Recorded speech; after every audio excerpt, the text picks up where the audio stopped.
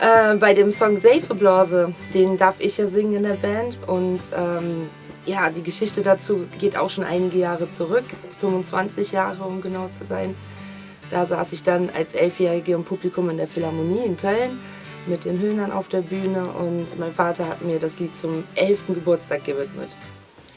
Wir möchten das nächste Lied ganz besonders allen Kindern widmen, die jetzt gerade hier sind. Es sind ja einige hier, wie ich sehen kann.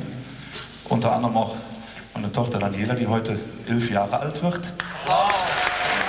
Seife Blase, erinnere mich an ein Stück Kinderzeit. Wenn sie flehen, spürt man den Zauber von Kinderjugend. Seitdem absolutes Lieblingslied und ich bin so stolz, dass ich das jetzt singen darf und dass das jetzt sogar auf CD ist.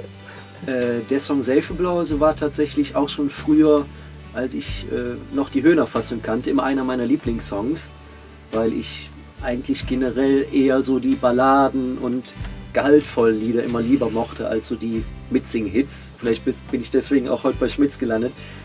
Und den haben wir jetzt mit Schmitz auf eine Art und Weise gemacht, wo ich sage, oh, da kriegt er nochmal ein anderes Level vom Gesang.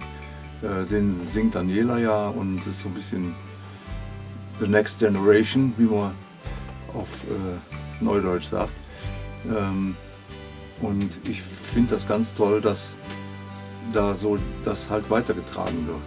Ich bin zwar der aale Kopf in der Band, aber dann passiert auf einmal was Neues und ja, das ist einfach schön zu sehen, dass sich Musik weiter trägt. Seife Blase.